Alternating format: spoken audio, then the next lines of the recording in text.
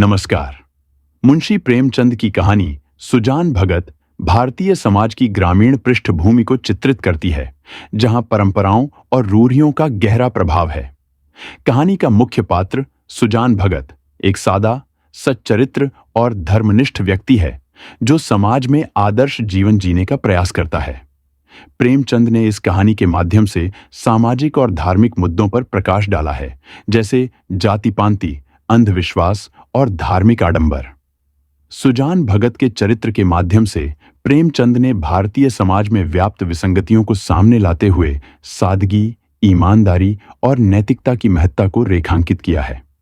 आइए सुनते हैं मुंशी प्रेमचंद की कहानी सुजान भगत।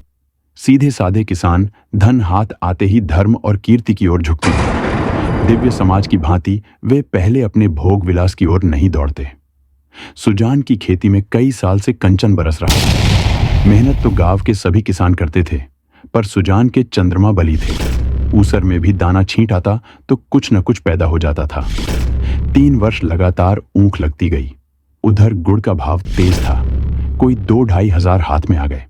बस चित्त की वृत्ति धर्म की ओर झुक पड़ी। साधु संतों का आदर सत्कार होने लगा। द्वार पर धूनी जलने लगी। कानूनगो इलाके में आते तो सुजान महतो के चौपाल में ठहरते। हल्के के हेड कांस्टेबल, थानेदार, शिक्षा विभाग के अफसर एक न एक उस चौपाल में पड़ा ही रहता। महतो मारे खुशी के फूले न समाते। धन्य भाग। उसके द्वार पर अब इतने बड़े बड़े हाकिम आकर ठहरते हैं। जिन हाकिमों के सामने उसका मुंह न खुलता था, उन्हीं की अब महतो महतो करते जबान सूखती थी। कभी कभी भजन भाव हो जाता। एक महात्मा ने डौल अच्छा देखा तो गांव में आसन जमा दिया। गाजे और चरस की बहार उड़ने लगी। एक ढोलक आई, मजीरे मंगाए गए, सत्संग होने लगा। ये सब सुजान के दम का जुलूस था। घर में सेरों दूध होता, मगर सुजान के कंठ तले एक बूंद भी जाने की कसम थी। कभी हाकिम लोग छकते, कभी महात्मा लोग। किसान को दूध घी से क्या मतलब, उसे रोटी और साग चाहिए। सुजान की नम्रता का अब पारावार न था। सबके सामने सिर झुकाए रहता। कहीं लोग यह न कहने लगे कि धन पाकर उसे घमंड हो गया है। गांव में कुल 3 कुएं थे। बहुत से खेतों में पानी न पहुंचता था। खेती मारी जाती थी। सुजान ने एक पक्का कुआं बनवा दिया। कुएं का विवाह हुआ, यज्ञ हुआ, ब्रह्म भोज हुआ। जिस दिन पहली बार पुर चला, सुजान को मानो चारों पदार्थ मिल गए। जो काम गांव में किसी ने न किया था, वह बाप दादा के पुण्य प्रताप से सुजान ने कर दिखाया। एक दिन गांव में गया कि यात्री आकर ठहरे। सुजान ही के द्वार पर उनका भोजन बना। सुजान के मन में भी गया करने की बहुत दिनों से इच्छा थी। यह अच्छा अवसर देखकर वह भी चलने को तैयार हो गया। उसकी स्त्री बुलाकी ने कहा, अभी रहने दो, अगले साल चलेंगे।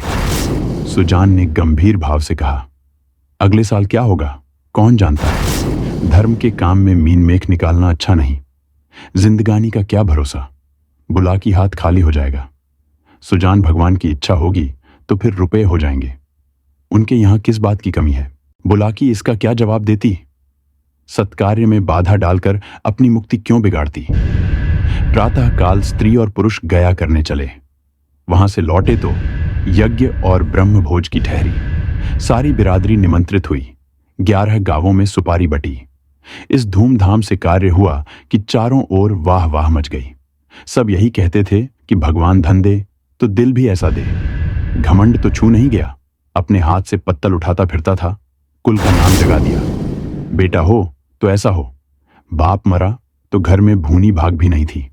अब लक्ष्मी घुटने तोड़कर आ बैठी है। एक द्वेषी ने कहा, कहीं गड़ा हुआ धन पा गया है। इस पर चारों ओर से उस पर बौछारें पड़ने लगी। हाँ, तुम्हारे बाप दादा जो खजाना छोड़ गए थे, यही उसके हाथ लग गया है। अरे भैया, ये धर्म की कमाई है। तुम भी तो छाती फाड़कर काम करते हो। क्यों ऐसी ऊख नहीं लगती, क्यों ऐसी फसल नहीं होती। भगवान आदमी का दिल देखते हैं। जो खर्च करता है उसी को देते हैं। सुजान महतो सुजान भगत हो गए। भगतों के आचार विचार कुछ और होते हैं। वह बिना स्नान किए कुछ नहीं खाता। गंगा जी अगर घर से दूर हो और वह रोज स्नान करके दोपहर तक घर न लौट सकता हो, तो पर्वों के दिन तो उसे अवश्य ही नहाना चाहिए। भजन भाव उसके घर अवश्य होना चाहिए। पूजा अर्चना उसके लिए अनिवार्य है। खान पान में भी उसे बहुत विचार रखना पड़ता है। सबसे बड़ी बात यह है कि झूठ का त्याग करना पड़ता है। भगत झूठ नहीं बोल सकता। साधारण मनुष्य को अगर झूठ का दंड 1 मिले तो भगत को 1 लाख से कम नहीं मिल सकता। अज्ञान की अवस्था में कितने ही अपराध क्षम्य हो जाते हैं। ज्ञानी के लिए क्षमा नहीं है, प्रायश्चित्ता नहीं है। यदि है तो बहुत ही कठिन। सुजान को भी अब भक्तों की मर्यादा को निभाना पड़ा। अब तक उसका जीवन मजूर का जीवन था। उसका कोई आदर्श, कोई मर्यादा उसके सामने न थी। अब उसके जीवन में विचार का उदय हुआ, जहां का मार्ग कांटों से भरा हुआ है। स्वार्थ सेवा ही पहले उसके जीवन का लक्ष्य था। इसी कांटे से वह परिस्थितियों को तौलता था। वह अब उन्हें औचित्य के कांटों पर तौलने लगा। यूं कहो कि जड़ जगत से निकलकर उसने चेतन जगत में प्रवेश किया। उसने कुछ लेन देन करना शुरू किया था, पर अब उसे ब्याज लेते हुए आत्मग्लानि सी होती थी। यहां तक कि गुओं को दुहाते समय उसे बछड़ों का ध्यान बना रहता था। कहीं बछड़ा भूखा न रह जाए, नहीं तो उसका रोआ दुखी होगा।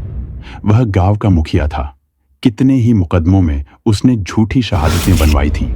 कितनों से डांट लेकर मामले का रफा दफा करा दिया था। अब इन व्यापारों से उसे घृणा होती थी। झूठ और प्रपंच से कोसों दूर भागता था। पहले उसकी यह चेष्टा होती थी कि मजूरों से जितना काम लिया जा सके लो और मजूरी जितनी कम दी जा सके दो। पर अब उसे मजूर के काम की कम, मजूरी की अधिक चिंता रहती थी। कहीं बेचारे मजूर का रोआ न दुखी हो जाए। वह उसका वाक्यांश सा हो गया था, किसी का रोआ न दुखी हो जाए। उसके दोनों जवान बेटे बात बात में उस पर फप्तियां कसते। यहां तक कि बुलाकी भी अब उसे कोरा भगत समझने लगी थी, जिसे घर के भले बुरे से कोई प्रयोजन न था। चेतन जगत में आकर सुजान भगत कोरे भगत रह गए। सुजान के हाथों से धीरे धीरे अधिकार छीने जाने लगे।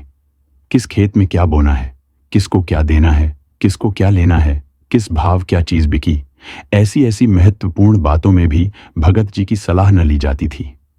भगत के पास कोई जाने ही न पाता। दोनों लड़के या स्वयं बुलाकी दूर ही से मामला तय कर लिया करती।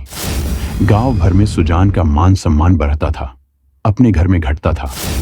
लड़के उसका सत्कार अब बहुत करते। हाथ से चारपाई उठाते देख लपक कर खुद उठा लाते, चिलम न भरने देते। यहां तक कि उसकी धोती छाटने के लिए भी आग्रह करते थे, मगर अधिकार उसके हाथ में न था। वह अब घर का स्वामी नहीं, मंदिर का देवता था। एक दिन बुलाकी ओखली में दाल छाट रही थी। एक भिखमंगा द्वार पर आकर चिल्लाने लगा। बुलाकी ने सोचा, दाल छाट लूं तो उसे कुछ दे दो। इतने में बड्ढा लड़का भोला आकर बोला, अम्मा, एक महात्मा द्वार पर खड़े गला फाड़ रहे हैं, कुछ दे दो, नहीं तो उनका रोआ दुखी हो जाएगा। बुलाकी ने उपेक्षा के भाव से कहा, भगत के पांव में क्या मेहंदी लगी है, क्यों कुछ ले जाकर नहीं दे देते? क्या मेरे 4 हाथ हैं, किस किस का रोआ सुखी करूं? दिन भर तो ताता लगा रहता है। भोला, चौपट करने पर लगे हुए हैं और क्या? अभी मंगू बैंक देने आया था, हिसाब से 7 मन हुए, तौला तो 6.25 मन ही निकले। मैंने कहा 10 सेर और ला, तो आप बैठे बैठे कहते हैं अब इतनी दूर कहां जाएगा, भरपाई लिख दो, नहीं तो उसका रोआ दुखी होगा। मैंने भरपाई नहीं लिखी, 10 सेर बाकी लिख दी। बुलाकी, बहुत अच्छा किया तुमने, बकने दिया करो। 10-5 दफे मुंह की खा जाएंगे तो आप ही बोलना छोड़ देंगे। भोला दिन भर एक न एक खुचड़ निकालते रहते हैं। 100 दफे कह दिया कि तुम घर गृहस्थी के मामले में न बोला करो, पर इनसे बिना बोले रहा ही नहीं जाता। बुलाकी, मैं जानती कि इनका यह हाल होगा तो गुरु मंत्र न लेने देते। भोला भगत क्या हुए कि दीन दुनिया दोनों से गए। सारा दिन पूजा पाठ में ही उड़ जाता है। अभी ऐसे बूढ़े नहीं हो गए कि कोई काम ही न कर सके। बुलाकी ने आपत्ति की, भोला, यह तुम्हारा कुन्याय है। फावड़ा, कुदाल अब उनसे नहीं हो सकता, लेकिन कुछ न कुछ तो करते ही रहते हैं। बैलों को सानी पानी देते हैं, गाय दुहाते हैं, और भी जो कुछ हो सकता है करते हैं। भिक्षुक अभी तक खड़ा चिल्ला रहा था। सुजान ने जब घर में से किसी को कुछ लाते न देखा तो उठकर अंदर गया और कठोर स्वर से बोला, तुम लोगों को कुछ सुनाई नहीं देता कि द्वार पर कौन घंटे भर से खड़ा भीख मांग रहा है? अपना काम तो दिन भर करना ही है, एक क्षण भगवान का काम भी तो किया करो। बुलाकी, तुम तो भगवान का काम करने को बैठे ही हो, क्या घर भर भगवान ही का काम करेगा? सुजान, कहाँ आटा रखा है, लाओ, मैं ही निकाल कर दे आऊं।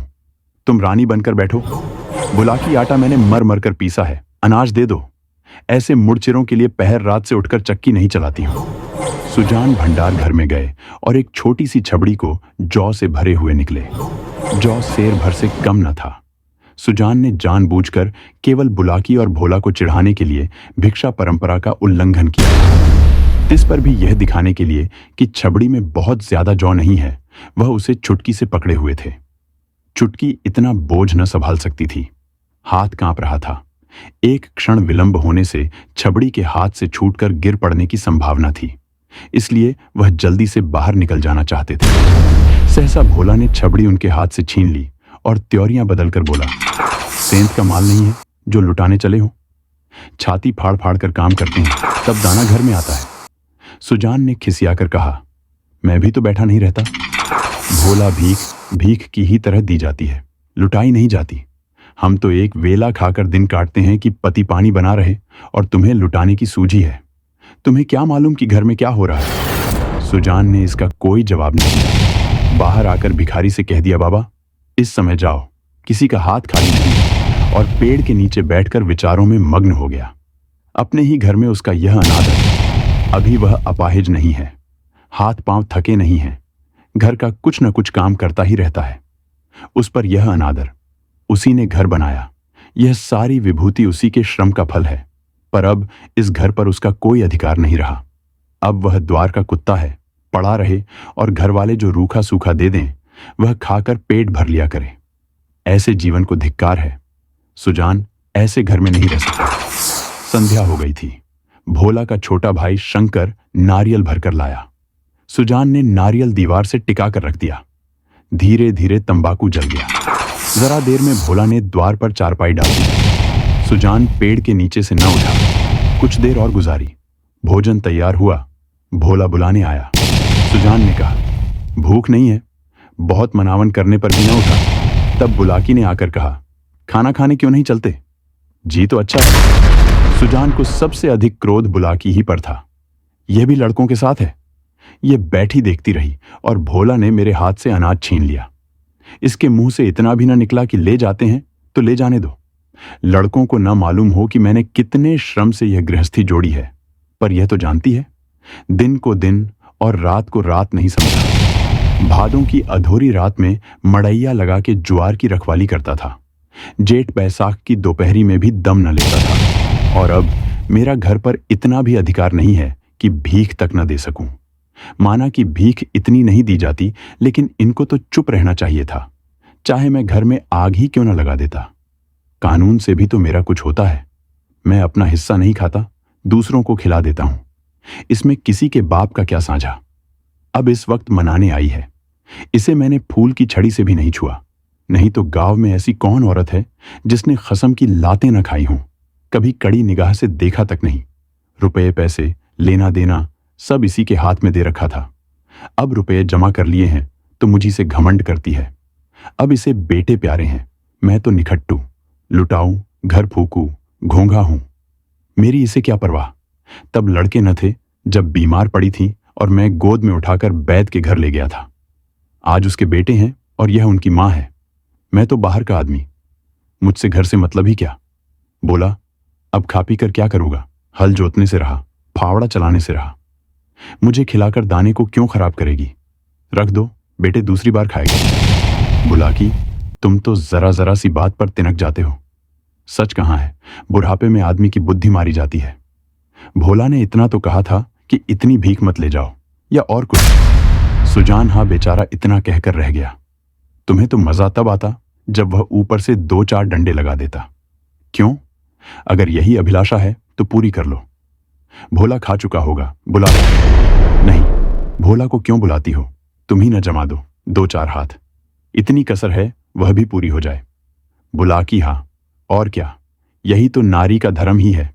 अपने भाग्य सराहो की मुझ जैसी सीधी औरत पाली, जिस बल चाहते हो बिठाते हो। ऐसी मुहजोर होती तो तुम्हारे घर में एक दिन भी निबाह न होता। सुजान हाँ भाई, वह तो मैं ही कह रहा हूं कि देवी थी और हो। मैं तब भी राक्षस था और अब भी दैत्य हो गया हूं। बेटे कमाऊ हैं, उनकी सी न कहोगी तो क्या मेरी सी कहोगी? मुझसे अब क्या लेना देना है? बुलाकी, तुम झगड़ा करने पर तुले बैठे हो और मैं झगड़ा बचाती हूं कि 4 आदमी हंसेंगे। चलकर खाना खा लो सीधे से, नहीं तो मैं जाकर सो रहूंगी। सुजान, तुम भूखी क्यों सो रहोगी? तुम्हारे बेटों की तो कमाई। हाँ, मैं बाहरी आदमी हूं। बुलाकी बेटे, तुम्हारे भी तो हैं। सुजान, नहीं, मैं ऐसे बेटों से बाज आया। किसी और के बेटे होंगे। मेरे बेटे होते तो क्या मेरी दुर्गति होती? बुलाकी गालियां दोगे तो मैं भी कुछ कह बैठूंगी। सुनती थी, मर्द बड़े समझदार होते हैं, पर तुम सबसे न्यारे हो। आदमी को चाहिए कि जैसा समय देखे वैसा काम करे। अब हमारा और तुम्हारा निबाह इसी में है कि नाम के मालिक बने रहें और वही करें जो लड़कों को अच्छा लगे। मैं ये बात समझ गई, तुम क्यों नहीं समझ पाते? जो कमाता है उसी का घर में राज होता है, यही दुनिया का दस्तूर है। मैं बिना लड़कों से पूछे कोई काम नहीं करती, तुम क्यों अपने मन की करते हो? इतने दिनों तक तो राज कर लिया, अब क्यों इस माया में पड़े हो? आधी रोटी खाओ, भगवान का भजन करो और पड़े रहो। चलो खाना खा लो। सुजान, तो अब मैं द्वार का कुत्ता हूं? बुला की बात जो थी वह मैंने कह दी, अब अपने को जो चाहो समझो। सुजान न उठे, बुलाकी हार कर चली गई। सुजान के सामने अब एक नई समस्या खड़ी हो गई थी। वह बहुत दिनों से घर का स्वामी था और अब भी ऐसा ही समझता रहा। परिस्थिति में कितना उलटफेर हो गया था, इसकी उसे खबर न थी। लड़के उसका सेवा सम्मान करते हैं, यह बात उसे भ्रम में डाले हुए थी। लड़के उसके सामने चिलम नहीं पीते, खाट पर नहीं बैठते। क्या यह सब उसके गृह स्वामी होने का प्रमाण न था? पर आज उसे यह झात हुआ कि यह केवल श्रद्धा थी, उसके स्वामित्व का प्रमाण नहीं। क्या इस श्रद्धा के बदले वह अपना अधिकार छोड़ सकता था? कदापि नहीं।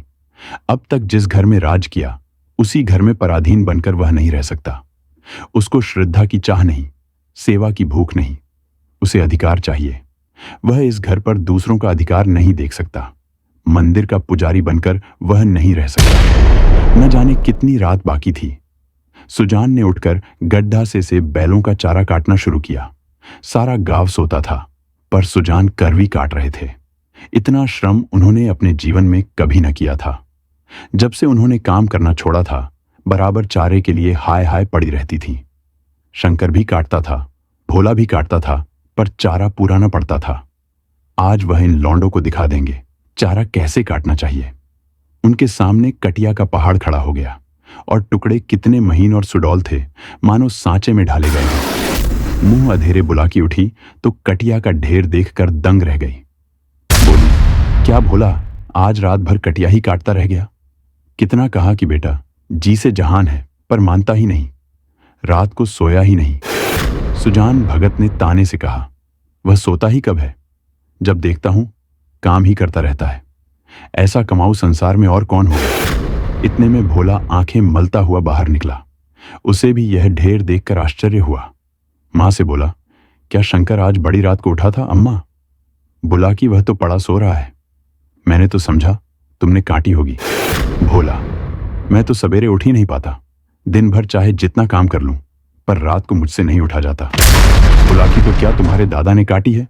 हाँ, मालूम तो होता है। रात भर सोए नहीं। मुझसे कल बड़ी भूल हुई। अरे, वह तो हल लेकर जा रहे हैं।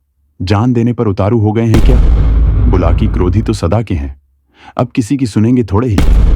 भोला शंकर को जगा दो, मैं भी जल्दी से मुंह हाथ धोकर हल ले जाऊं। जब और किसानों के साथ भोला हल लेकर खेत में पहुंचा तो सुजान आधा खेत जोत चुके थे। भोला ने चुपके से काम करना शुरू किया। सुजान से कुछ बोलने की उसकी हिम्मत न पड़ी। दोपहर हुआ, सभी किसानों ने हल छोड़ दिए, पर सुजान भगत अपने काम में मग्न है। भोला थक गया है। उसकी बार बार इच्छा होती है कि बैलों को खोल दे, मगर डर के मारे कुछ कह नहीं सकता। सबको आश्चर्य हो रहा है कि दादा कैसे इतनी मेहनत कर रहे हैं। आखिर डरते डरते बोला, दादा अब तो दोपहर हो गया, हल खोल देंगे? सुजान, हाँ खोल दो।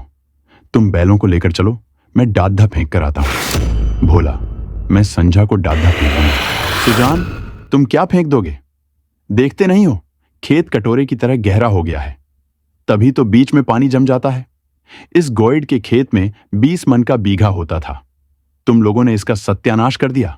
बैल खोल दिए गए। भोला बैलों को लेकर घर चला, पर सुजान डाढ़ फेंकते रहे। आधा घंटे के बाद डांट फेंक कर वह घर आए, मगर थकान का नाम न था। नहा खाकर आराम करने के बदले उन्होंने बैलों को सहलाना शुरू किया। उनकी पीठ पर हाथ फेरा, उनके पैर मले, पूंछ सहलाई। बैलों की पूंछें खड़ी थीं। सुजान की गोद में सिर रखे उन्हें अकथनीय सुख मिल रहा था। बहुत दिनों के बाद आज उन्हें यह आनंद प्राप्त हुआ था। उनकी आंखों में कृतज्ञता भरी हुई थी, मानो वे कह रहे थे, हम तुम्हारे साथ रात दिन काम करने को तैयार हैं। अन्य कृषकों की भांति भोला अभी कमर सीधी कर रहा था कि सुजान ने फिर हल उठाया और खेत की ओर चले। दोनों बैल उमंग से भरे दौड़े चले जाते थे, मानो उन्हें स्वयं खेत में पहुंचने की जल्दी थी। भोला ने मड़ैया में लेटे लेटे पिता को हल लिए जाते देखा, पर उठ न सका। उसकी हिम्मत छूट गई। उसने कभी इतना परिश्रम न किया था। उसे बनी बनाई गिरस्ती मिल गई थी। उसे ज्यों त्यों चला रहा था। इन दामों वह घर का स्वामी बनने का इच्छुक न था। जवान आदमी को 20 धंधों होते हैं। हंसने बोलने के लिए, गाने बजाने के लिए भी तो उसे कुछ समय चाहिए।